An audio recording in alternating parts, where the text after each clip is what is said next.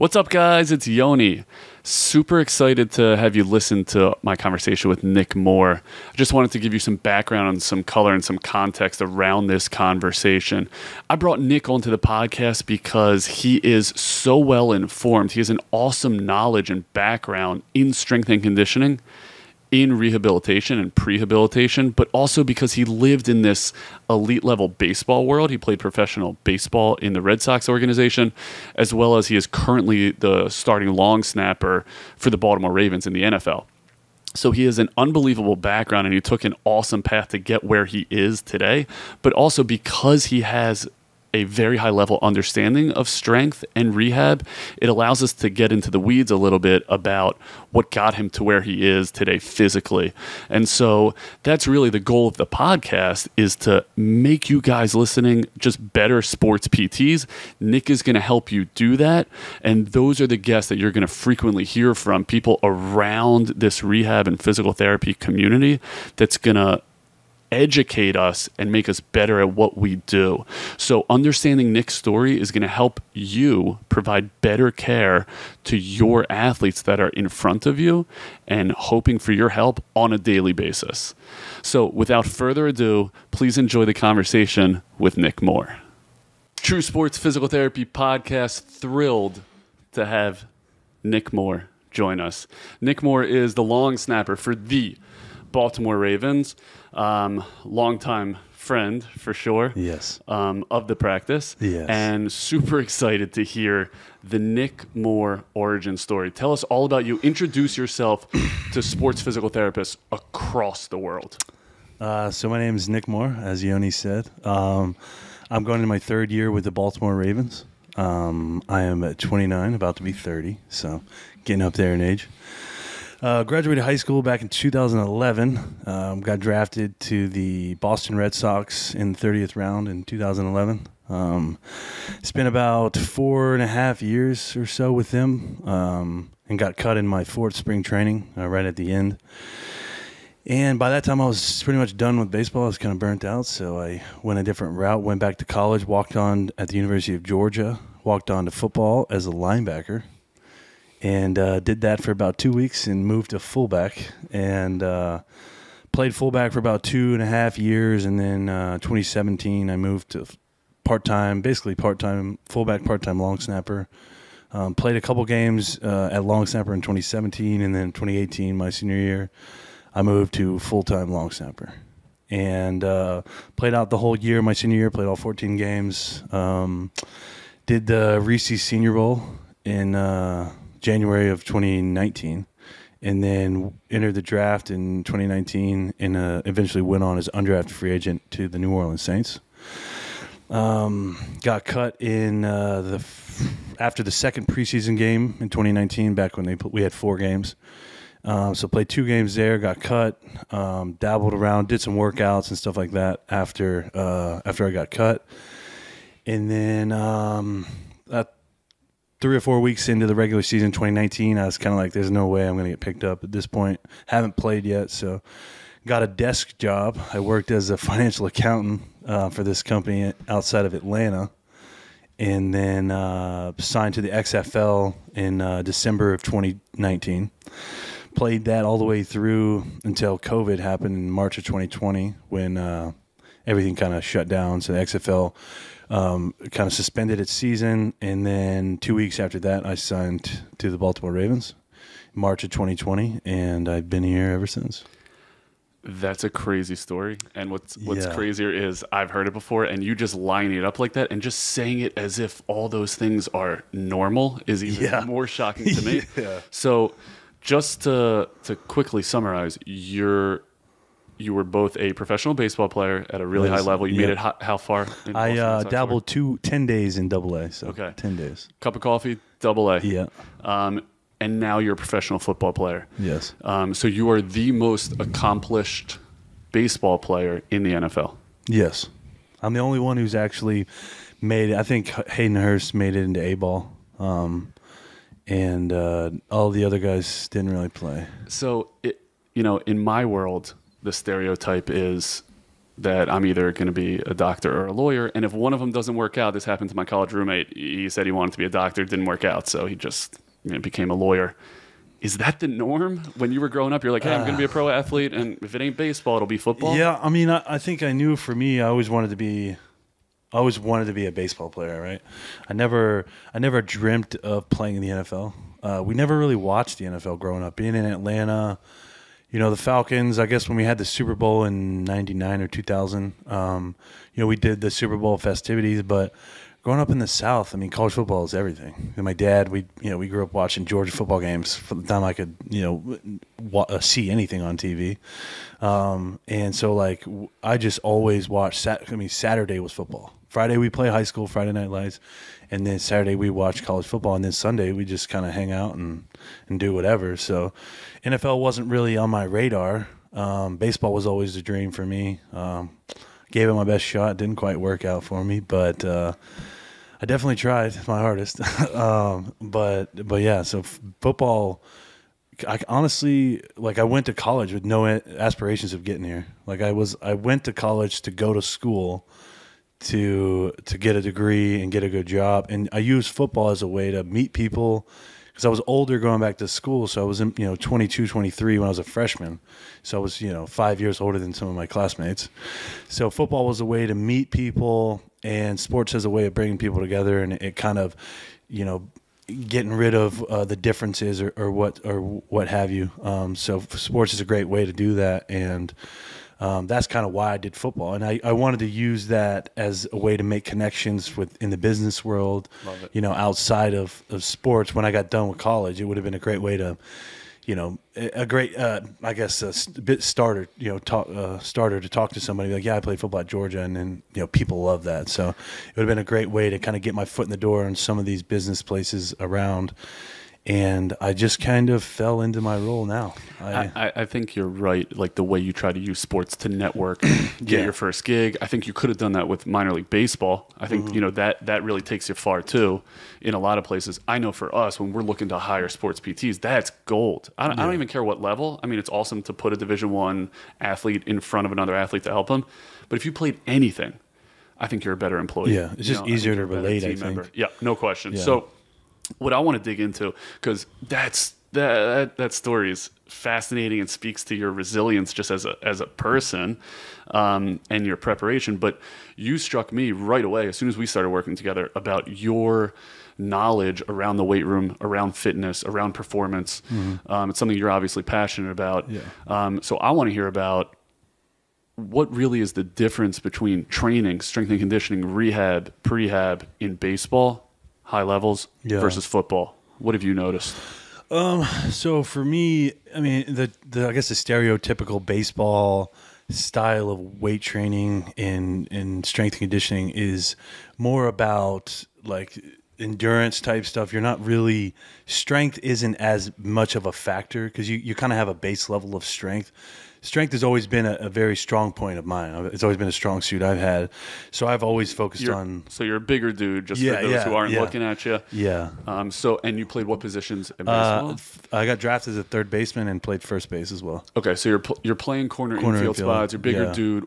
Tell me what the lifting looked like then for a bigger dude. Yeah. Specifics, because you're talking to an educated we have audience. So, like, when I was with the Red Sox in minor leagues, one of the things I really, really liked about our strength and conditioning was the guy who ran it, his name was Mike Roos. He was a former spec ops guy, military, and so he had a different way to look at it than a lot of people. But everything was individualized. So we had, like, truly individualized. So everything we did, what I did, was very specific to me, what my body was good at and what my body needed to work on as far as rotational stuff, a lot of core stability type stuff, a lot of single leg balance control, a lot of single leg squats, single leg RDLs, stuff like that, and then a lot of that rotational like core, what I would consider the trunk, as far as, like, the quads, the hamstrings, the glutes, the low back, and the lower abdomen, the psoas area. And that came out of assessments of where you needed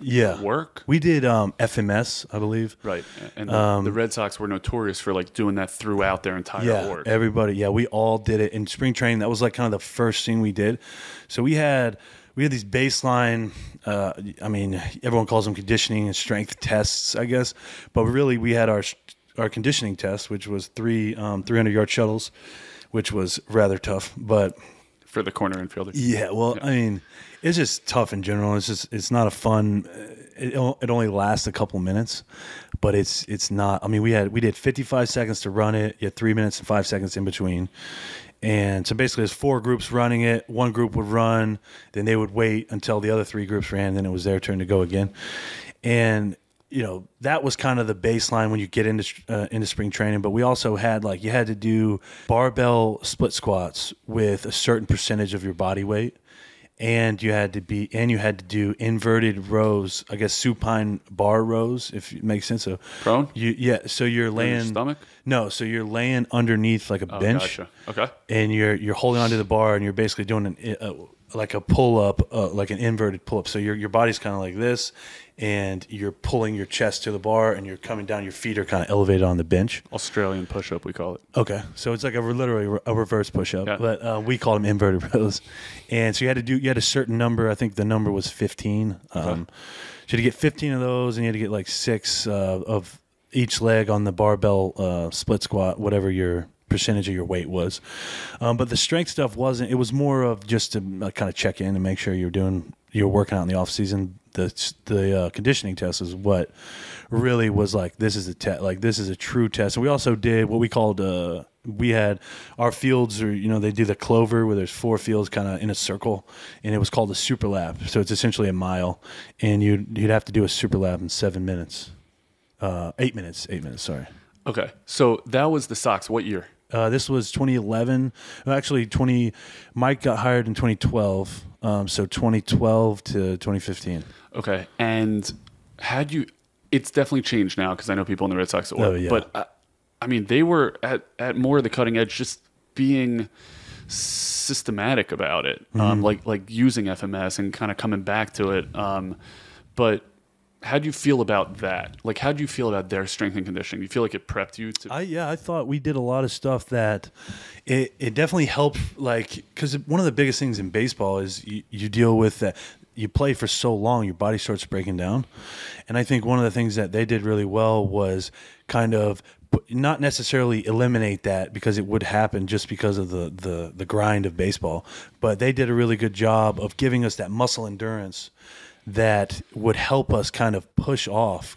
You a lot of guys in baseball, by middle of July, you're like, dude, I'm ready to be done. We've been playing since February. We go to spring training in February, and by July, you're like, dude, 4th of July hits, you're like, man, we still have 2 months of baseball. And so that is like one of the big things in baseball that you have to learn how to get past. And I think that Mike and the guys with the Red Sox did a really good job of kind of help making that show up in the beginning of August, giving us that a little extra juice, a little bit extra muscle endurance that helped kind of push that off a little bit and kind of prolong our ability to play well. Because at the end of the season, you're just doing everything you can to put it together. Yeah. Baseball is a very different sport. So absolutely, it's a marathon. Yeah. And it sounds like you were kind of training for that. So Yeah. That's awesome. What did it look like in season? So in season was tough. For me, I did extended spring training a couple times. So we're down in Florida in our main facility. So I had access to all the normal stuff. So we're doing, we're on more of a regiment, like a regular routine, because we don't travel overnight. So we would basically travel. We played the same 3 teams. We played Orioles Monday and Tuesday. We played the Rays Wednesday and Thursday, and we played the Twins Friday and Saturday. So we drive there, come back same day. You're working out during extended. I think we were working out like 5 days a week. 5 days a week and similar type moves? Yeah, very similar. It wasn't. Now, some people were heavier. Like I like to do heavier weights, so we did a lot of what I would consider 90-90 bench press with the dumbbells, incline dumbbell, flat bench dumbbell, and we would do a lot of the leg stuff, trying to just continue to build, because you're not really extended is a different type of grind than the regular season. You're still playing ball, but the travel and the wear and tear of not sleeping and all that stuff and the bad dieting doesn't really affect you as much in extended spring training. So you're really still trying to build up that base for when short season hits in the middle of June. So we did for me, there was no difference between extended in regular spring training. You just kept, it was literally the same exact routine. It just 2 months extended. I mean, that's like literally what it was. So it was a lot of it was the same. Now you get to the regular season, when you get to long season, it becomes more, a lot trickier because you're traveling into these small towns throughout America. And, like Batavia, New York, and Fishkill, New York, and Lowell, Massachusetts, where we were at, Mahoning Valley, Ohio, all these small towns. And you're driving through the night. I remember one trip we played in Staten Island at 7 p.m. And we had an extra inning game, played 12 innings, and we had to drive all the way to Mahoning Valley, Ohio. It was an 8-hour drive, and we had to play the next night. And it's like, so you do something like that, you can't work out for like 3 or 4 days because you got to play the game. That's the priority. So the workouts during the season, they start off really good, but then as the season goes on, it's like you're almost checking the box, as bad as that sounds.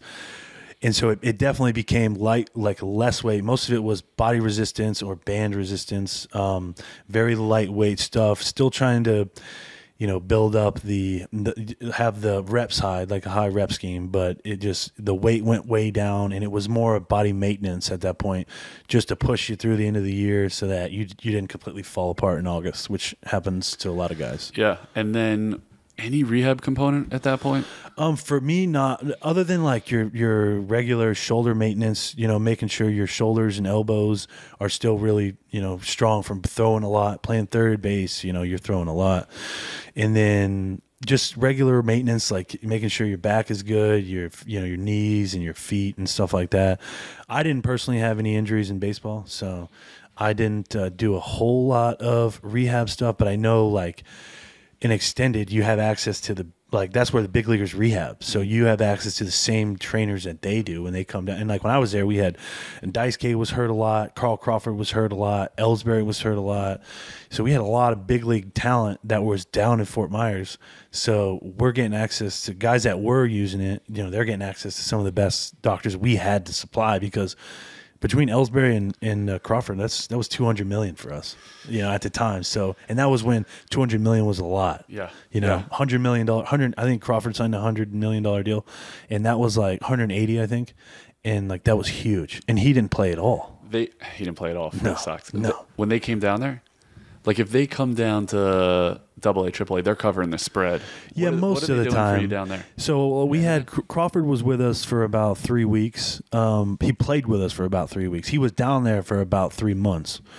I remember it was 2012 was my rookie season, so I was in the short season, or I was in the GCL is what it was called, but it was like the first level of professional baseball. And so him and Ellsbury, we had them both at the same time. And Ellsbury was down there. I think he probably played like 2 weeks, like 10 games with us. And I think Crawford played closer to 20. And Ellsbury, I don't think he did anything for us. Come on. Yeah. Well, $100 million. He's not taking you out for a sandwich. No, extended is being down in the rookie league like that. When you're at the facility, it's totally different because he's in the other side. He's in the big league locker room. You don't even see him. No, we only saw him at the game. He didn't practice with us. He didn't, we saw him because, like, for us, we had big league batting cages, big league fields, and big league locker room. So it's totally separate. Yeah, from us, we were in the now, lower levels. You're sharing docks. Yeah. You're sharing weight room? Sharing weight. Yeah, we only had one weight. There was at the time only one weight room. So you're seeing what they're doing. Yeah, you're doing the same stuff. So it's like I remember he did a lot of body weight stuff, a lot of slide board. He loved the slide board, a lot of rotational. I don't know the exact terminology. Do you think it was different than what you were doing though? It was definitely a little bit slightly different. Yeah, because he was dealing with, I can't remember if it was like an oblique thing he had at the time. I like that it was individualized. Oh, everything was. It was honestly impressive because there's a lot of dudes in the professional organization. Now, it wasn't as individualized during, like, if you're in AA, let's say. It was because you got one trainer. He's usually, and for instance, when I was in the minors, all the guys we had that weren't, so our guys that were like real Red Sox trainers, they were in the big leagues. Then they were in charge of the rookie league in Florida.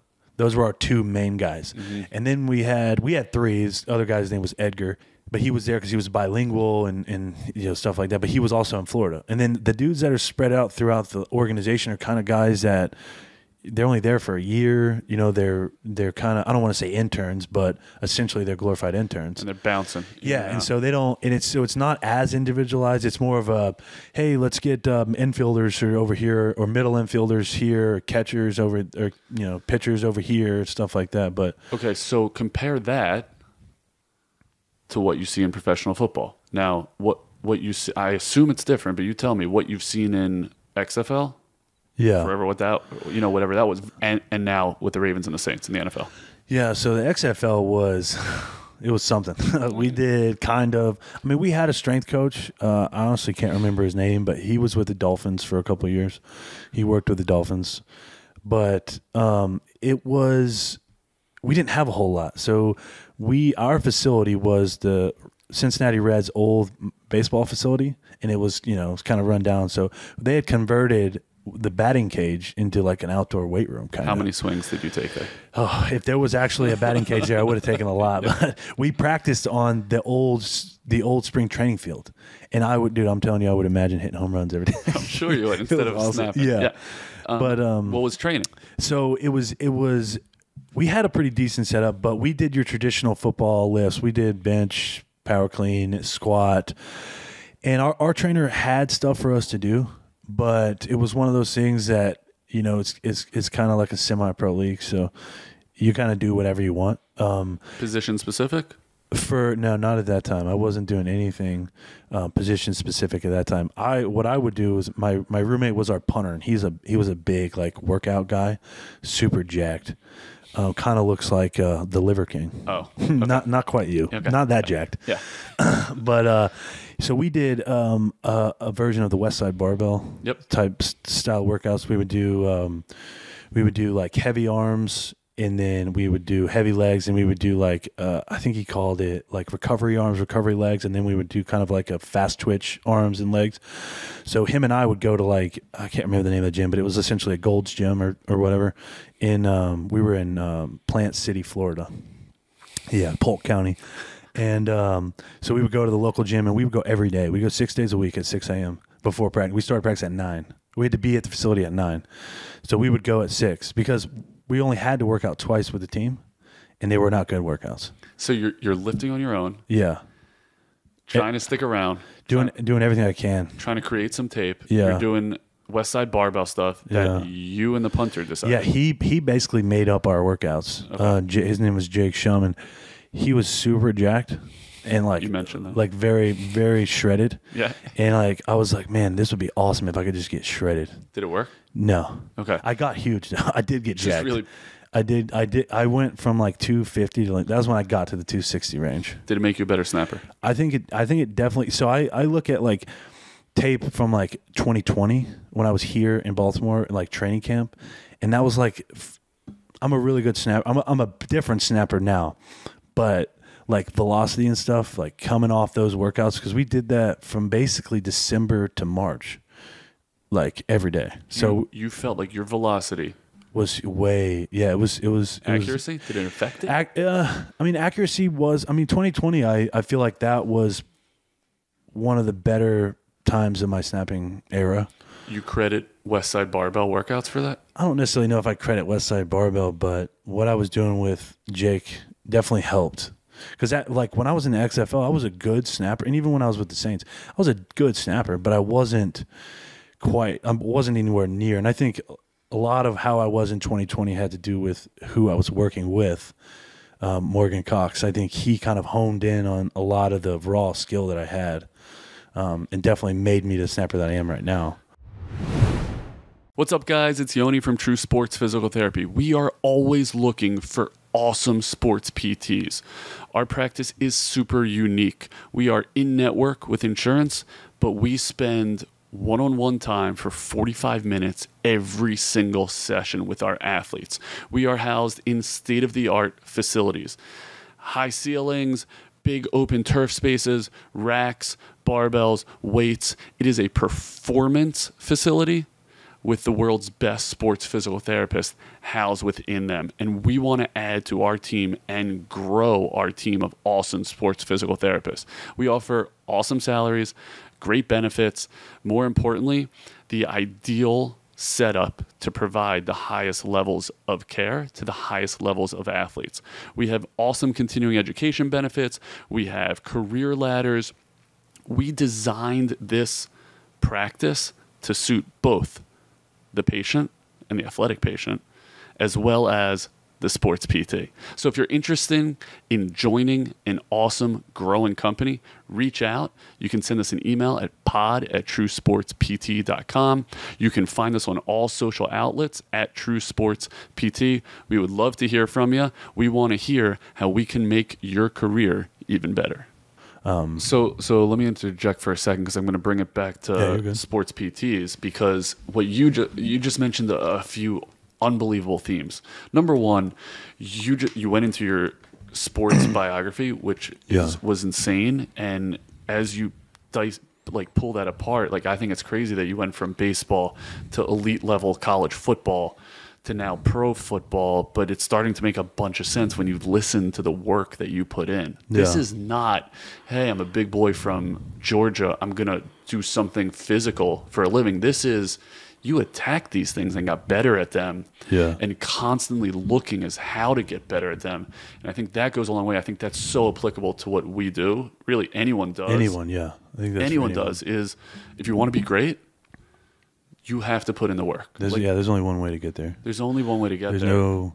I can't remember who the famous said it, but there's no shortcuts. You have to work, and that's. Where'd you learn that? I feel like, as a kid, I was always a prima donna, my parents would say, but I always had a passion for sports. I was the kid who hated to cut the grass, but I would take 400 swings off the tee in the net in the front yard by myself in the middle of the summer in Georgia during the daytime. And I would, I hated being outside, but if the kids want to play wiffle ball or tennis, baseball in this cul-de-sac, and I was going to play, or football or something like that.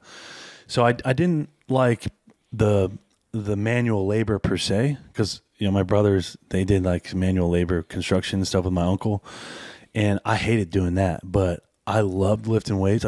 My dad started me lifting weights in 5th grade, and I don't know, there was something about it. I always loved doing that kind of stuff. Hitting in the cage I would do that for hours. I'd take 400 or 500 swings a day, and some of that kind of hurt me in my baseball career, because you start to build bad habits. But I've always really, really liked working towards a sporting goal. Sports has always been my priority. So I've never had an issue. I feel, but having heard also that there's a lot of brains that comes with this, Braun, if you were still doing financial accounting, which is apparently a thing, I feel like you'd do that too. Yeah, dude. I think for me, it's just my mindset. There's not a whole lot of stuff I like to do, but the things I do like to do, I just have this burning desire to be the best at it. Even if it's video games or something, I hate losing. I hate being unsuccessful, or if somebody challenges me with a task. When I was working as an accountant, I was way in over my head. I got the degrees to back it up, but dude, I had no idea what was going on. But I think, having the mindset that I have, and being around the people that are uber successful, and that are also kind of hard workers like me, it just made me want to do well for them. My boss at the time, I was like, man, I just want to get this done, because he gave me this task, and I'm going to do it to the best of my ability. And I can't. One of my biggest pet peeves is people that do stuff halfway. I hate it. It really irks me when people half-ass stuff. So, like you said, that's applicable to fields, of all types. Anywhere, yeah. It's also the other thing that you just hit on, which I think is so important, is how you found a mentor. Mm-hmm. You came into a roster with the league's best snapper on it. Yeah, there was a 0% chance I was going to make this team here. Because of Morgan Cox. Yeah. And so credit to Morgan 100%. for taking you under his wing and teaching you the finer things, but also credit to you to say I'm gonna learn as much as possible, as opposed to being so combative. Super applicable in my world, right? We bring on sports PTs, we want them to learn from the clinic directors, to learn from those around them, and vice versa. We want those to teach those underneath them. So I think those are really strong lessons, like you said, that kind of apply to anything. Yeah, I think for me personally, I learned that through baseball. I remember when I got drafted, there was a kid who got drafted a year before me, Garen Cicchini. He made it to the big leagues. I think he got a cup of coffee in the big leagues. But he was like a third-round third baseman, and he was 1 year before me out of high school. And I had a really, really tough time. He's a great guy. And I had a really, really tough time being friends with him because I felt like, oh, this guy's my position. You know, I can't be friends with him. No, that's just the silliest thing I've ever heard. Like, you have a guy in your position. Like, you're not competing. Like, you are competing against him, but there's 31 other or 29 other teams in baseball. Why not get the best out of each other? You know, you want that competition, but it's got to be it's got to come from a good place, you know? And I think Morgan, he definitely taught me that because not a lot of, still do it. Yeah, he's my mentor. Every time I do something happens at practice or at the game and I'm like, dude, what'd you see? Like, I send him film, you know, almost every day. You know, he's probably annoyed I talk with him so much, but you know, not a lot of guys in our position. Because my position is very hard to get a job. It's very, very difficult to get into the NFL as a long snapper. And, you know, it's honestly really hard to get to like that third or fourth year. And then from there, as long as you continue to just, you know, do what you always do, then it's easy to keep the job. Oh, I say easy. It's, you know, it's easier to keep a job. But one of the things, like coming into the league, it's very difficult to get in. So you don't get a lot of guys like Morgan that are willing to tell you the secrets. You know, a lot of guys they'll give you a little something here or there, but they're going to hold back, you know, some of the good stuff because their job's on the line, you know. And Morg he did that with a lot of guys. I mean, he's got 6 or 7 guys that was under him that came through the Ravens that are now in the NFL. But you sought it out. And I think that's an awesome lesson. Well, I wanted to learn from the best. I mean, that's why I chose. That's ultimately why I wanted to be here. Like, it took me my stint in New Orleans to realize that I didn't know everything, especially about how to play long snapper at this level. And there was only one way I was going to find out, and that was by working with the guy who I think is the best guy at my job in the NFL.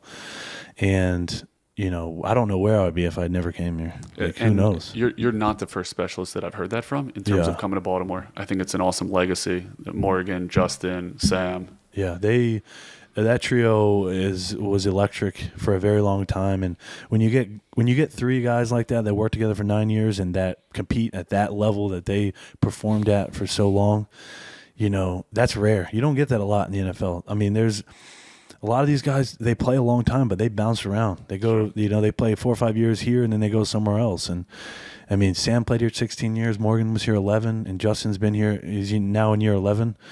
I mean, that's rare. And so being around those guys in 2020, the whole season, you know, as much as I wanted to play, that was the best thing mentally for me and physically for me, too. And so that's when I met you.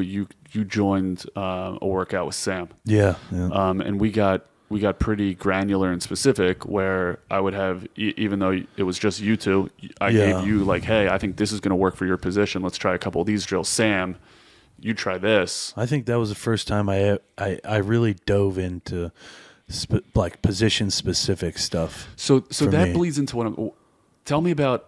Does that exist in the NFL from what you've seen? If not, why? I mean, I don't want to say the wrong thing here. I wouldn't say the wrong thing. I would say, and I don't need to know about specific organizations. You talk to everyone across the league. It's such a tight. I don't think for us, I think we kind of get lumped into a category. My position is like, oh, you're like, for me, they're like, oh, you're a tight end or you're a linebacker because I'm a big guy. Mm-hmm. And not that big, but some aspects of it, you're right. I need some of the stuff that they do. I need, but my job is very, very specific, and my body works in such a precise way in order for me to be successful on a daily basis. That there's a lot of things that linebacker needs that I don't need. I need mobility, you know, I need that shoulder mobility. I need that upper back mobility. I need hip mobility. I need core strength. I need I need very strong forearms and, you know, in like hamstrings, and like I need a good base and stuff like that. But it's a very minute thing that I do, and it's very, very precise that sometimes I think that gets overlooked at my position. Now, kickers and punters is very specific. I think I think that that's become such a mainstream idea that kickers, because kickers put points on the board for the team, so they help win games, especially here. Tuck is an unbelievable kicker, so he scores a lot of points for us from very, very far ranges.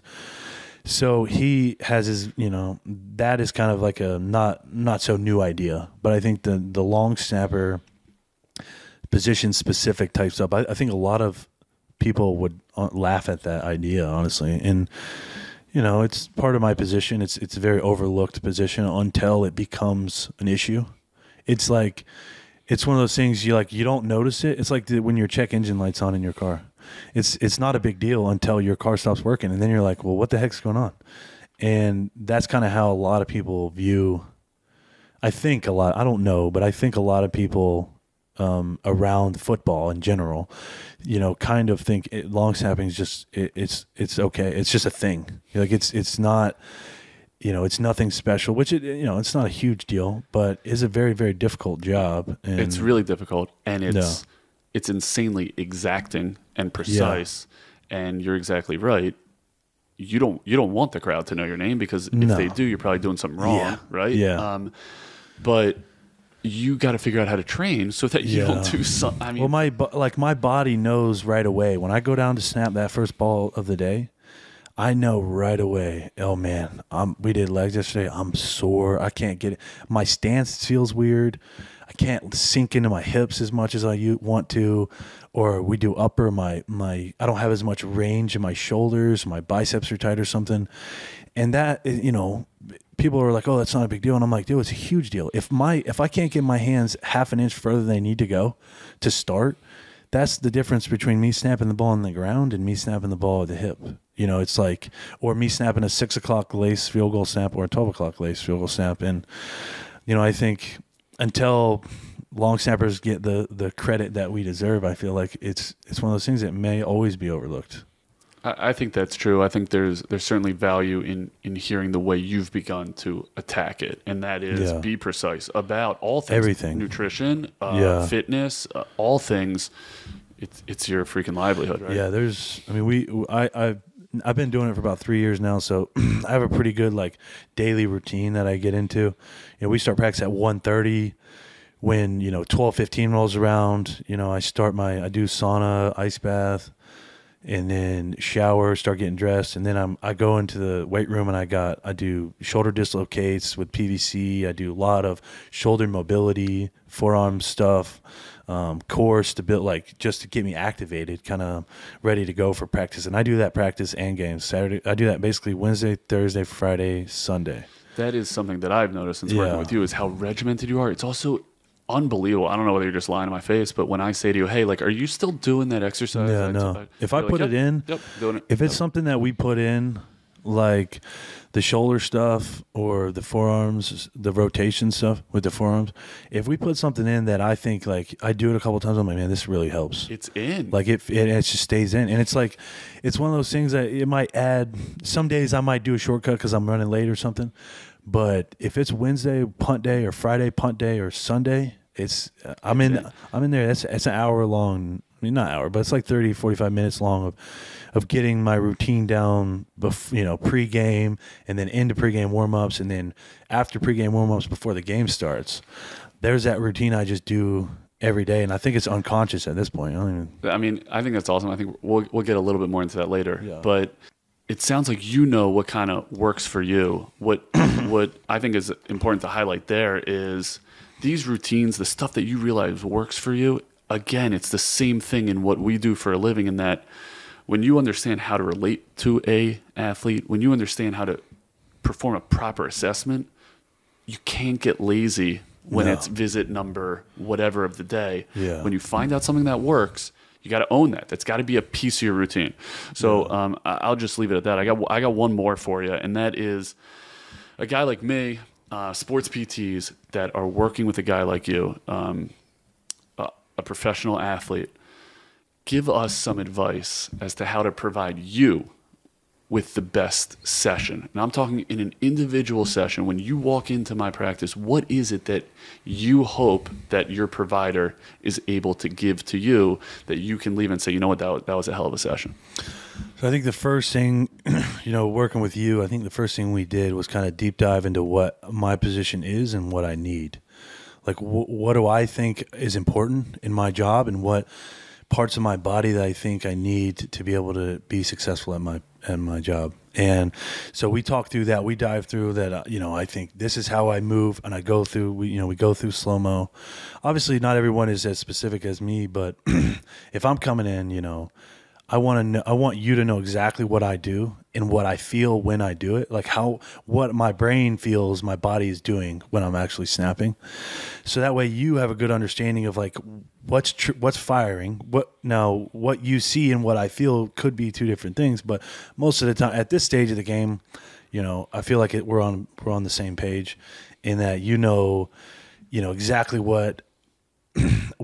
how I initiate my snap, what kind of things I'm working on as far as, when we were working on trying to control my upper back more, not driving my shoulders down, keeping my head up and out of it.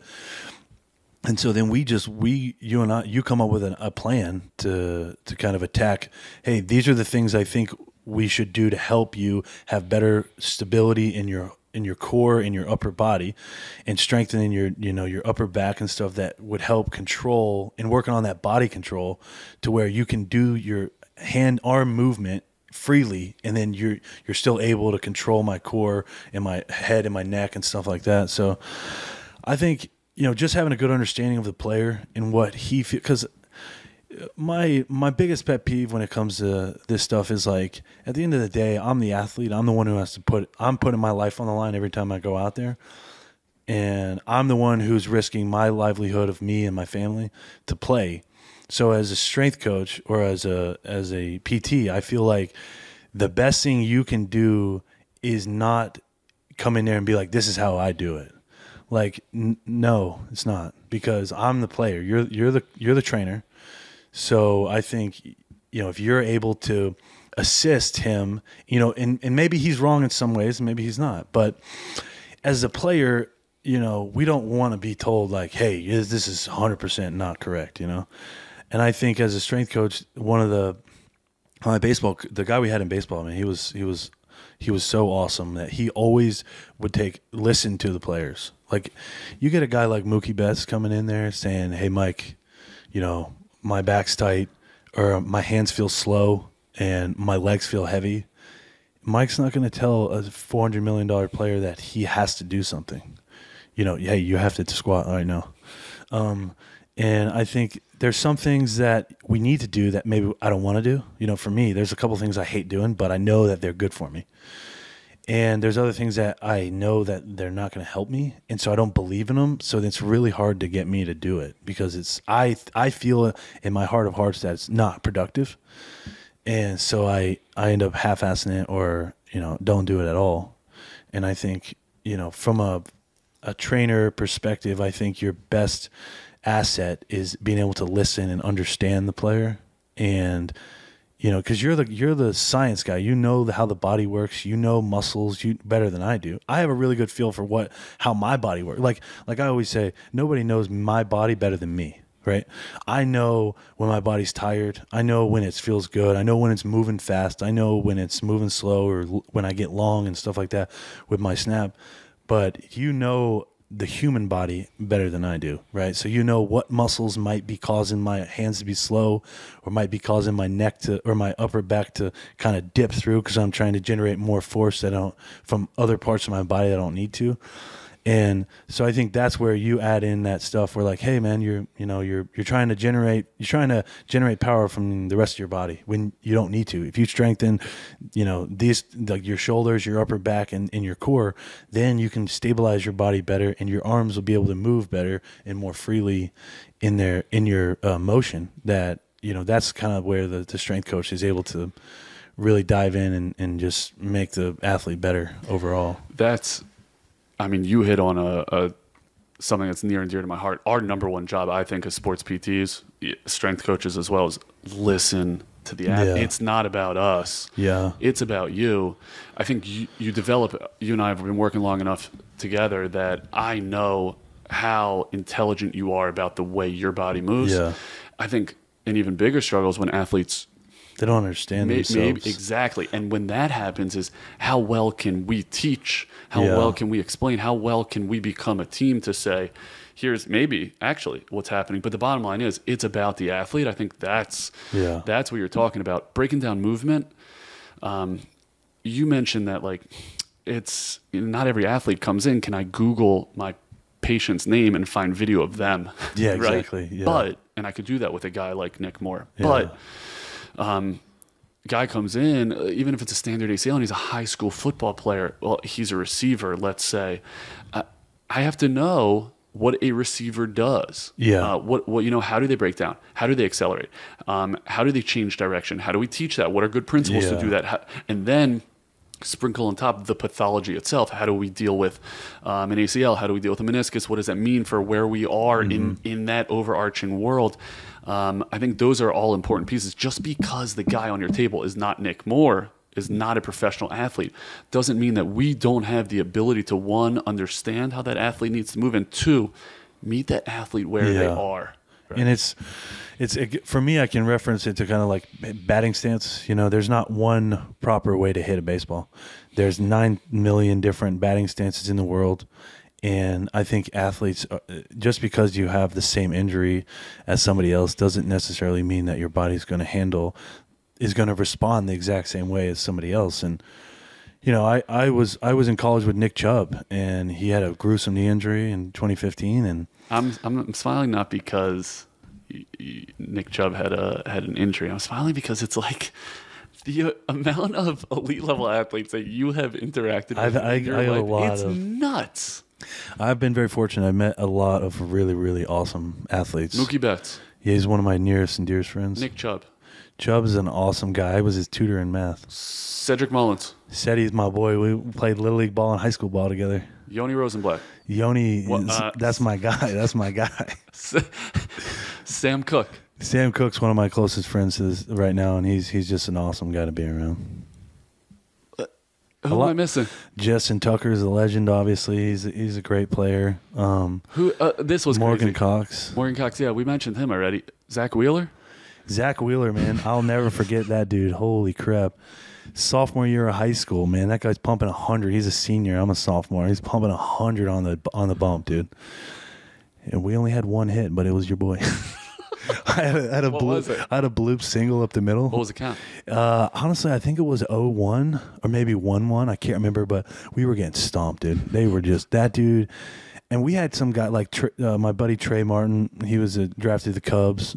He didn't make it to the big leagues, but he played like 10 years in the minors. And what do you mean your buddy? Where was he? He was on your team. We were high school teammates, yeah. So Trey, and then Ronnie Freeman was our catcher. He was a stud. He made it. I don't know if he ever made it to the big leagues, but he's a hitting coach now with the Giants. You mentioned the running back on the Ravens from today. Kenyon Drake, yeah. Kenyon Drake, him and I played high school ball against each other. He went to Hillgrove High School outside of Atlanta, and I went to Brookwood. And he was 1 year behind me, and he'll say this. If he ever watches this, he'll say this. I was a stud in high school football. Okay. And what position did you play? I played safety. I was about 6'3", 6'2 and a half, 6'3", about 205. Nick. Anyway, the guys that you have interacted with. I've been very lucky. The guys that you have competed with and against. Yeah. It's a who's who. It's really unbelievable. What's the one thing you've noticed in common from what they have done or their personalities? I think two things. Number one is their humility. They're all awesome people. They're all very, very nice, genuine people. No matter how big they got, Mookie Betts hit me up just a couple weeks ago and said congrats on having a baby, and he's Mr. $400 million guy. And I haven't seen him I've seen him once in person since I got cut. Twice. But I think humility and then work ethic. I think all these guys have unbelievable work ethic. I mean, you talk about, Sam well, and Morgan. Sam's probably one of the hardest workers I've ever met in my life. And not just football. That guy works at everything. At being a dad, at, working on his yard, working on cars, stuff like everything he does. He always wants to be great, as he says. And Justin's the same way, and Morgan's the same way, and Seti. I mean, dude, Seti was a backup on our high school baseball team. And when I was there, he probably had 5 at-bats. And now that guy's one of the premier center fielders in the game, or starting center fielder for the Orioles, and I think and he's going to be Team USA. And I mean, that guy, he had to overcome so much. I think, he only played 1 year of high school baseball. He went to North Carolina A&T, very, very small baseball school. And I don't know when he was drafted or if he was drafted. I don't know all of that stuff, but I mean, that guy had to overcome a lot of adversity to get to where he's at today, and that just shows how hard he worked and how awesome of a guy he is. And I mean, just remarkable what he's been able to accomplish at the major league level. And I mean, all those guys. I mean, dude, one of my best friends is a starting pitcher. I guess now he moved to the bullpen, but he was a starting pitcher for the Royals since 2018. And the same way, that guy was going to Presbyterian College to play baseball. He was an 8th round draft pick to the Arizona Diamondbacks, kind of fluttered around in high A and double A, and then got Rule 5'd by the Royals, and he's been in the big leagues ever since, never looked back. And so all these guys, humility and work ethic, obviously, so applicable to what we're trying to do here with the podcast, is just trying to educate sports PTs how to be awesome, talking to people like you who have made it at such high levels. That lesson, I think, is easy to apply and really resonates. I want to thank you for your time and joining us on the True Sports Pod. I love talking, man. I got a lot to say. Well, you're good at it. You need your own podcast. Have you thought about that? Oh, I was talking to Morgan about that, and he shut me down. So we'll see. We'll see. Let's see if he'll listen to the sports. If he hears this one and hears how eloquent of a speaker I am, which I'm definitely not, but no, I've dealt with a lot. I've experienced a lot in my life, in sports. I've dealt with a lot of adversity. So. It's always fun to talk about, and the hope is that somebody listens and somebody can apply it to them, and somebody it helps somebody get to, because it wasn't easy to get here. I took a very, very long road. It's still not easy. Every day is hard. So but you really you really mind the details, and it's awesome to see, and it's been awesome to see your success, really becoming one of, like you and Morgan Cox, the absolute best long snappers in the game. So it's just been great to see that. Thank you for your time. Along those lines, we want to get better at what we're offering on the podcast. So hit us up at pod@truesportspt.com. We want to know about future guests that you want to have on here. We want to know any questions you'll have. We have a ton of questions coming in just about how to be a better sports PT that we're going to put together an Ask Me Anything episode where I'll be just dealing with those questions. So you better be listening. No, I'm in there. I listen all the time. He's listening. Keep listening. Share it. Love it. Appreciate you.